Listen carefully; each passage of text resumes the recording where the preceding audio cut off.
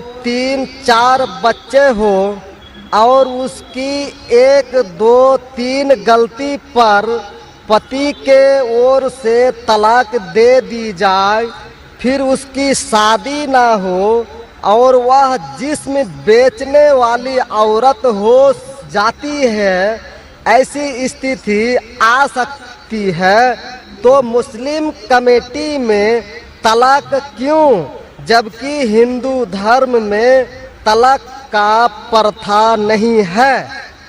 मेरा गुजारिश है डॉक्टर जाकिर से कि आपके जवाब पर सवाल पैदा हो सकती है।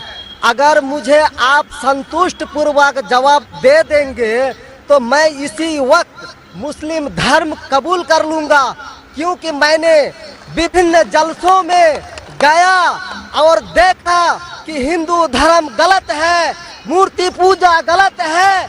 तो आज मुसलमान भाइयों 10,000 20,000 की कुर्बानी करते हैं, लेकिन 500 रुपया का एक बकरा ढाकर भैंसा खरीद कर सारे आम में नहीं छोड़ सकते हैं। और मूर्ति पूजा गलत है, मूर्ति पूजा गलत है।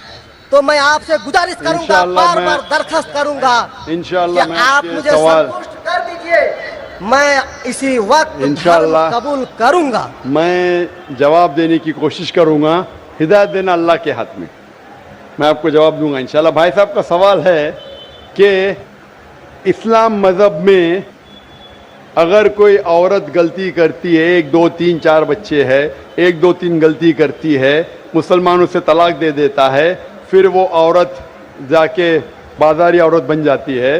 हिंदू धर्म में तलाक है ही नहीं, तो इस्लाम धर्म में तलाक क्यों है?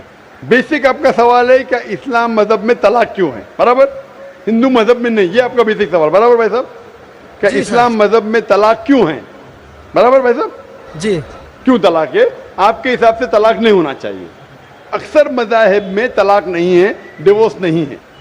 क्रिश्चियनिटी में भी आप पढ़ेंगे, क्रिश्चियनिटी में Gospel of Matthew chapter number 5 उसमें पढ़ेंगे वर्स नंबर 31 और 32। It has been told of the old time that thou shall not give a bill of divorce, but I say unto you, पहले कहा गया था कि डिवोर्स देना गलत है, लेकिन मैं कहता हूं अनलेस आपकी बीवी किसी और के साथ गलत काम करती है फिर ही आप डिवोर्स दे सकते। तो ये बाइबल में डिवोर्स की एक शर्त है, उसके अलावा डिवोर्स नहीं दे सकते। और हिंदू मज़हब में बिल्कुल सही फरमाते, हिंदू मज़हब में डिवोर्स ही नहीं है। ये इंडिया में जो हो रहा है वो इंडियन पेनल कोड है। मैं बिल्कुल आपकी बात से सहमत हूँ। इस्लाम मज़हब में डिवोर्स क्यों है?